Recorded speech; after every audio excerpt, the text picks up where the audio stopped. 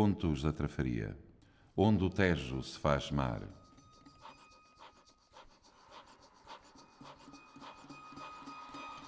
Na margem sul, frente a Lisboa, onde o rio encontra o mar, avistam-se as terras da Trafaria.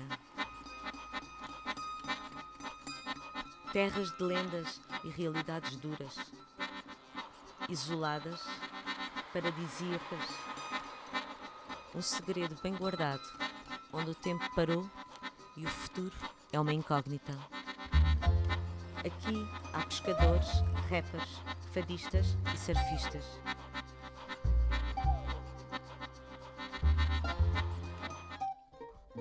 E há um museu do Belenenses, o clube, que é também um café, o Cortiço, na rua 5 de outubro, número 45.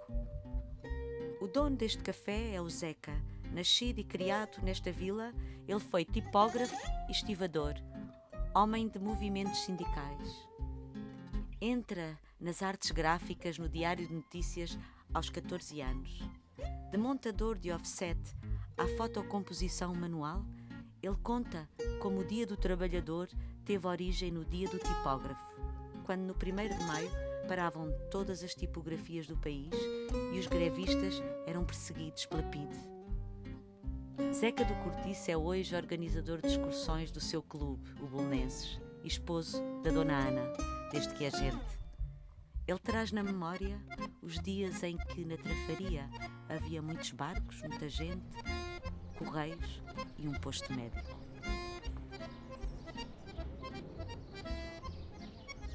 Estamos aqui com o Zeca. Zeca do Cortiço. Começou muito novo na tipografia, nas artes gráficas. Como era nessa altura? Era lindo, era uma profissão linda e tenho uma pena imensa de hoje não existir, porque a arte gráfica era realmente uma profissão que dava gosto, nós sentíamos prazer em ser gráficos. Nós tínhamos um sindicato muito forte, tínhamos uma caixa de previdência própria, que era na Rua das Taipas, era a caixa de previdência dos tipógrafos. Tínhamos um sindicato que era na Rua das Barrocas, éramos uns gráficos muito fortes. Fomos nós que iniciámos o 1º de maio, que hoje é chamado Dia do Trabalhador. Recordo que os meus 14 anos saí para a rua e andar no 1º de maio, que era a única feriado só para os tipógrafos. Hoje é feriado obrigatório. Mas o 1º de maio começou com o Dia do Tipógrafo. O 1º de maio era o Dia do Tipógrafo. Era o único que usavam o feriado. E que bastantes colegas meus, naquela altura eu era um garoto, mas lembro-me que bastantes meus eram perseguidos pela PIDE e eram perseguidos porque faziam um feriado que não era um feriado estatal, não era um feriado oficial, era um dia do tipógrafo. Nós fechávamos todas as oficinas, não havia tipógrafos a trabalhar nesse dia. Portanto, é com bastante orgulho que eu fui gráfico.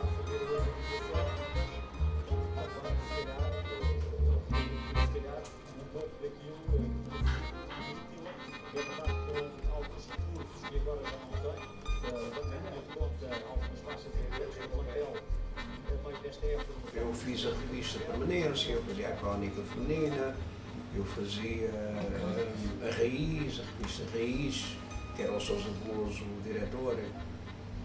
Montei quase todos os livros da Europa América. Portanto, eu fiz montes e montes de coisas no Diário de Notícias porque era um bom profissional. Era, na realidade, um bom profissional da arte gráfica. Depois da tipografia, fui tirar o curso de encarregados a Setúbal e fui para o Porto de Sines, inaugurar o Porto de Sines, enquanto estivador encarregado da estiva no Porto de Sines. Eu fui ganhar, naquela altura, eu ganhava 5 contos na arte gráfica, no Diário de Notícias, embora tivesse almoço e jantar e cuidados médicos, tínhamos médico, mas para a estiva fui ganhar 12. Todos nós estivadores, estávamos agregados ao sindicato. O sindicato decretava uma greve E quando decretava uma greve, não havia fura-greves. Era todos para a greve, porque íamos lutar por uma reivindicação para nós. O historial do estibador normalmente era um homem forte, era um homem rude, era um homem valente. E então, quando os sindicatos antigos viviam um bocadinho através dessa imagem, Então, nós queremos e podemos isto tudo. E o navio para mesmo. Este estibador que está a contrato, e o outro que está a contrato, e o outro que é estibador do quadro, que já lá está, vamos fazer uma greve. Este não pode fazer porque senão é despedido. As grandes empresas portuárias tinham lucros fabulosos, mas quem tinha o trabalho mais duro, aquele trabalho mais duro, éramos nós.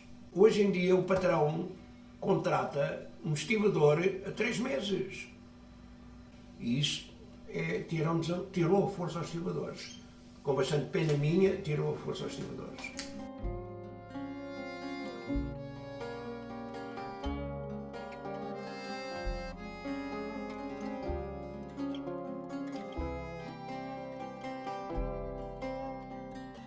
Após o fim das artes gráficas e dos longos anos de lutas sindicais, Zeca reforma-se aos 55.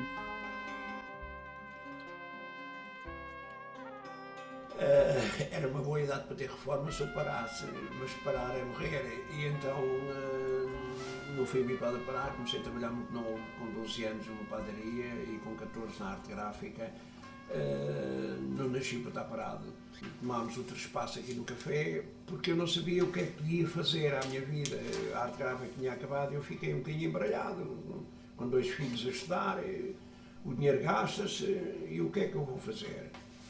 E eu vou fazer qualquer coisa, olha, meti-me nesta aventura contra a vontade da minha querida esposa.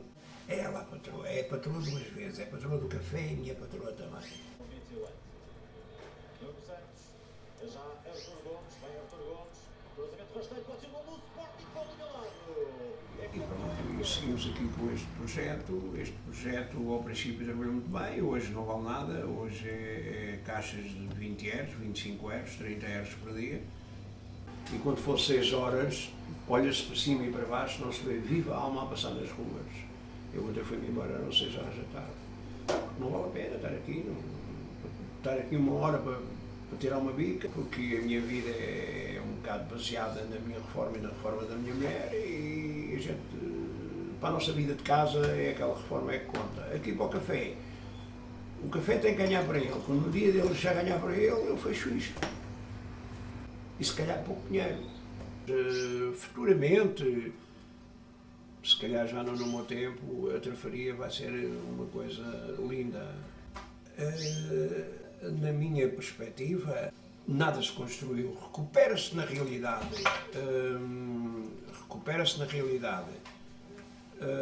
Algumas casas que não estavam habitadas, está-se a recuperá-las, mas infelizmente todos os senhores de dinheiro compram essas casas para habitação rural.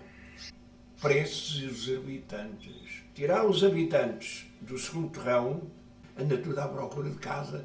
E temos espaço na trafaria onde podiam fazer habitação. Onde podiam fazer a habitação para essa gente toda. E ficava um lugar na terra, na mesma. Era mais população que havia na terra.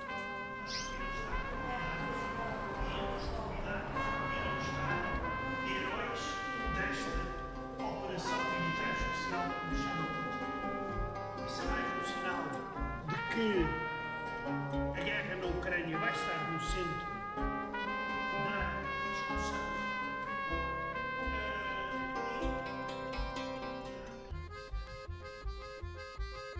Zeca esteve na guerra colonial, na Guiné, tinha 20 anos e não voltou o mesmo. Aos dias de hoje, com a realidade de guerra na Europa, teme e evita telejornais. A memória de uma guerra antiga volta a assombrá-lo.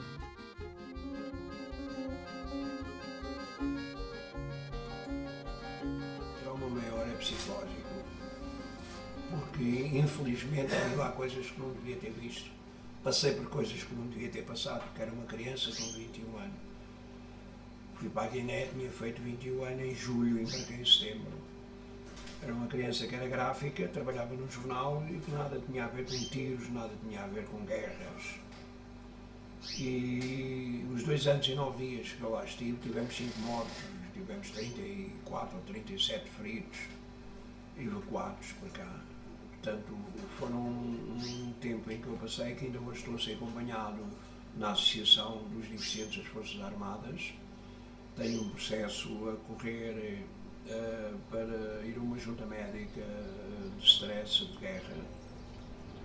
Ando a ser medicado, estou a ser medicado pela Associação dos Deficientes e estou à espera de ir a uma junta médica ao Hospital Militar, porque na realidade não estou bem. Dou graças a Deus ter a companheira que tive e que tenho, porque foi graças a ela que eu consegui. Porque ela é que me apanhava no chão, ela é que convivia comigo todos os meus pesadelos e aos gritos durante às 3, 4 horas da manhã em casa, ao ponto de assustar os filhos, e ainda hoje são testemunhas dessa realidade. Hoje já homens, já com 46 anos, mas são testemunhas dessa realidade, e até a minha própria mulher, que a única coisa que diz: ó Zeca, tem calma, toma a medicação, tem calma.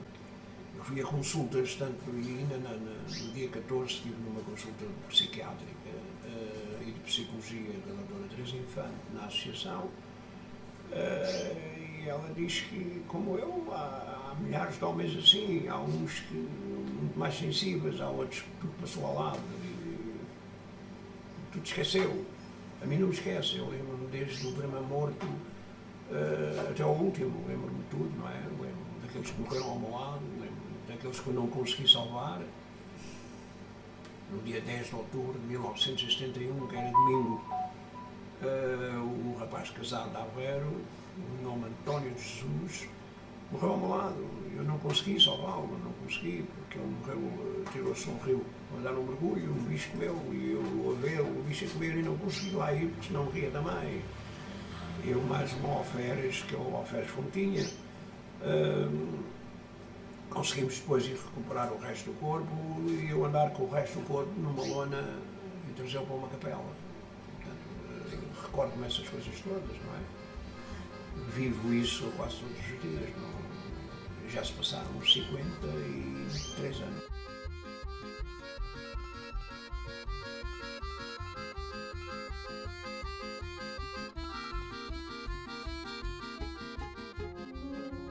Na linha de água que separa Belém da Trafaria, divide-se a maior concentração de devotos belenenses. Zeca, como um bom amante, dedica-se a fazer do Cortiço uma casa do seu clube. Dinamizador por natureza, ele conta do almoço que preparou para 3 grandes jogadores moçambicanos que disputaram o Campeonato Europeu de 1966, sem que nenhum soubesse dos outros. Um do Belenenses, outro do Sporting e um do Benfica, este, o Eusébio.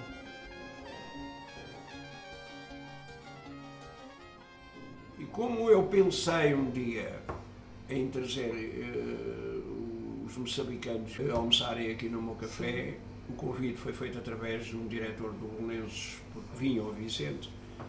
Nenhum deles sabia que se iam encontrar aqui. 2 ainda são vivos, o Eusébio que já morreu. É o Hilário que jogava no Sporting, e que jogou no Sporting, mas ainda é vivo. O Vicente, que ainda é vivo, do Belenenses, também está ali naquela fotografia. E o Eusébio do Benfica. E então consegui juntar os 3 moçambicanos aqui a fazer um almoço.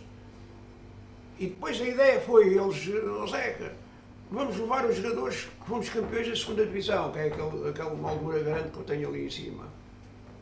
Todos da 2ª Divisão.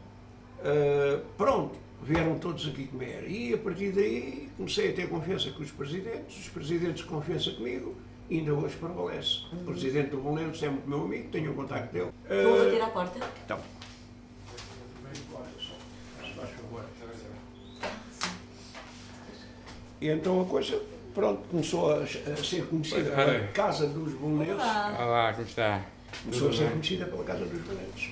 Isto é o Cortiço, o café é o Cortiço, mas conhecido pela Casa dos Belenenses da Trafaria.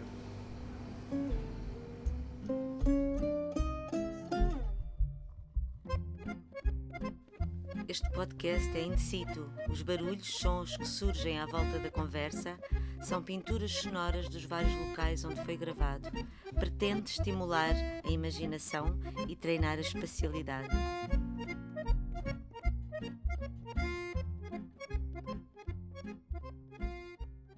Contos da Trafaria, onde o Tejo se faz mar.